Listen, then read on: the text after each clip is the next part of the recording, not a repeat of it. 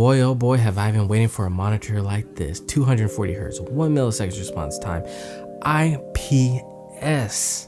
Yes, and it is finally here in the form of the Alienware AW2521HF. Now don't get me wrong, the Alienware 2518 was an amazing 240Hz panel, but the viewing angles were poor and the blacks and color depth just wasn't there, because at the end of the day it was still a TN panel, but we all had to make sacrifices to enjoy the benefits of a 240Hz panel. Well guys, Alienware has decided to save us with their new AW2521HF display. This very well could be a sign of the times and perhaps the beginning of the end for TN panels. One of my main gripes with the old panel was that the spaceship wing stand that they had looked like it could impale you at any moment. Well, it looks like Alienware listened to the feedback, as now they have a stand that perfectly blends size and that gamer aesthetic. It comes in two pieces, a top and the legs, and they just screw into each other. Very simple to set up. It's got RGB on the back that is controlled by the menu. You can actually see kind of splashes a little bit back there. The stand can be tilted forward and back, and it can also go up and down and side to side.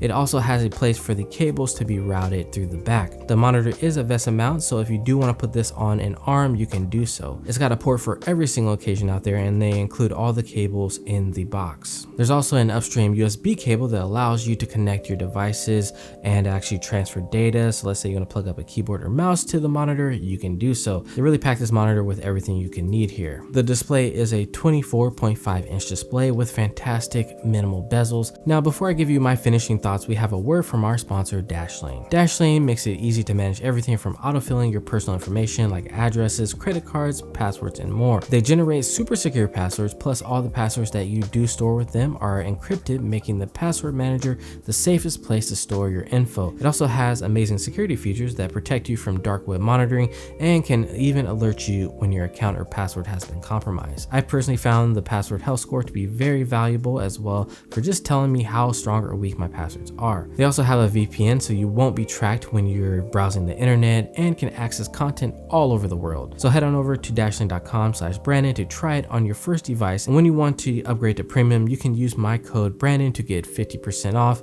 In my opinion, this is a small price to pay for peace of mind. On the back of the panel, they have this Alienware logo that also lights up. The power button is on the front right corner of the display with a light indicator. The menu controls are along the right side of the panel. The first being this little nipple knob, is what I like to call it, at the top of the panel that allows you to access all the menus by pressing it in and then moving up and down and left and right. They also have presets in there. The one that I go with is the standard because it's a great mix for editing and gaming. They've also got a comfort view which eliminates blue light. This is great for protecting your eyes from damaging blue light. Let's say you're playing late at night, it'll allow you to go to sleep easier. Now out of the box, the color balance looks great in my opinion, but I feel like if you didn't really care, you're not really doing graphic work or video editing, right out of the box, it's kind of plug and play, to be honest with you. Now the FreeSync can be controlled in the menus as well. They also have the response time menu in there, which you can change it to a fast mode, which is the 4 milliseconds response time, the super response mode, which is a 2 milliseconds response time, and the extreme mode, which allows you to take advantage of this monitor's 1 milliseconds response time. Now in the manual, they say that you will get some artifacts. I didn't notice anything. The only thing that I noticed is as I went down from fast to super to extreme, at each level, it gets darker. The display starts to get a little bit darker, so you can just combat this by moving up the brightness and contrast of the monitor. I also did some ghosting testing on the UFO test site. So essentially what I did was I put a camera onto a slider and I had to match the rate of my camera with the UFO and then take a picture right at the exact moment, and then the bars, those little white bars at the bottom, should line up, and this should show you the amount of ghosting on your image. Now I noticed that fast and extreme actually had a little bit more ghosting than on the 2 millisecond super fast. So it looks like this monitor is best at the super fast rating. They also have a dark stabilizer, which kind of works like the black equalizer on other gaming monitors, which makes darker areas easier to see. It has a setting from 0 to 3, but I don't feel like it makes a huge difference like it does in other monitors. I would like to see this improved on in a newer model of this monitor, but that's like years off from now, I feel like. Now the input controls allow you to switch between inputs. The lighting controls, like I said before, allows you to control the light on the stand.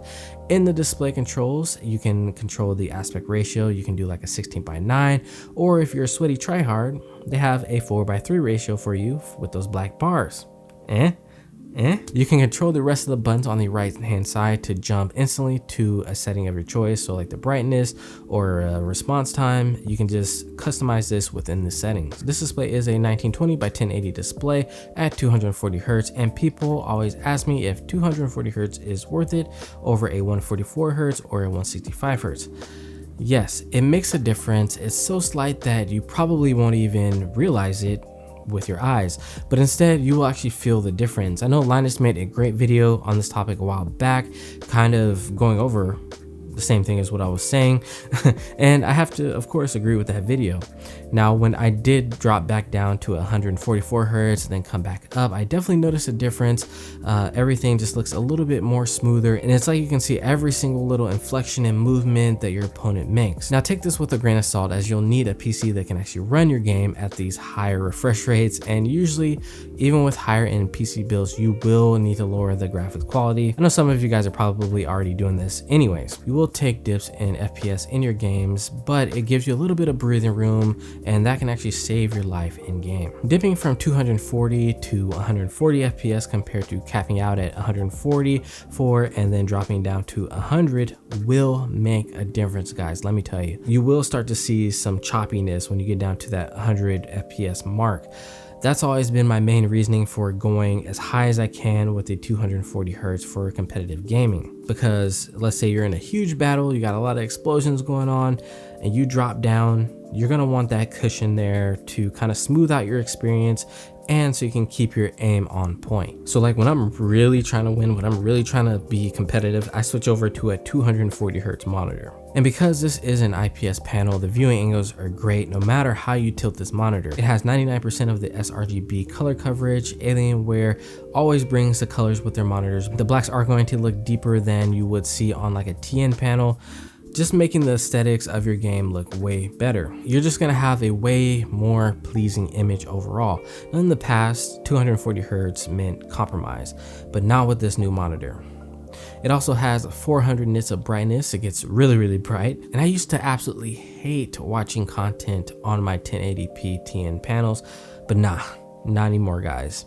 This makes for an all-around great experience for media, for editing, for gaming, for Netflixing, for YouTubing. It's well worth that extra cost for the performance and the picture that you're going to be getting out of this monitor. This does have AMD FreeSync Premium and NVIDIA G-Sync, meaning at the end of the day that it can work with both ecosystems.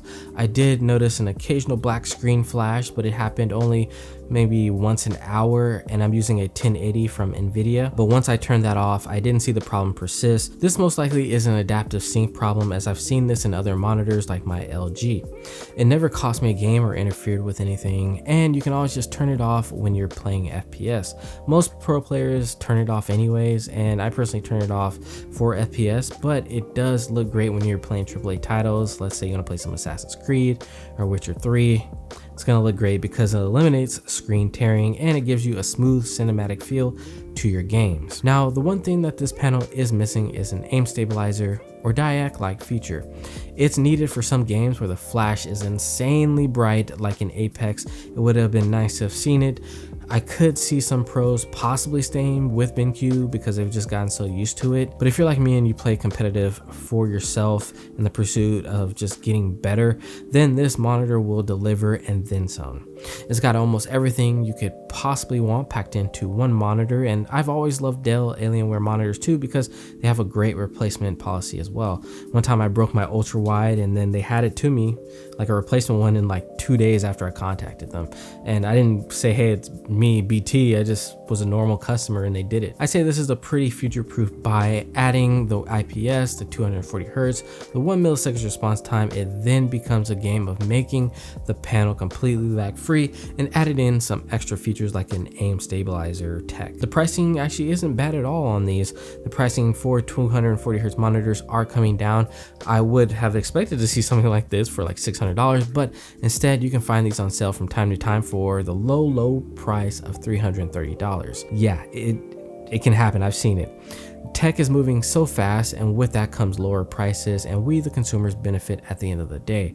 I really like where monitors are going, and if this is a sign of the future, we could be seeing the end of TN panels. Alright guys, it's been your boy BT. Don't forget to like, share, comment, and subscribe, and I will see you in the next video. Peace.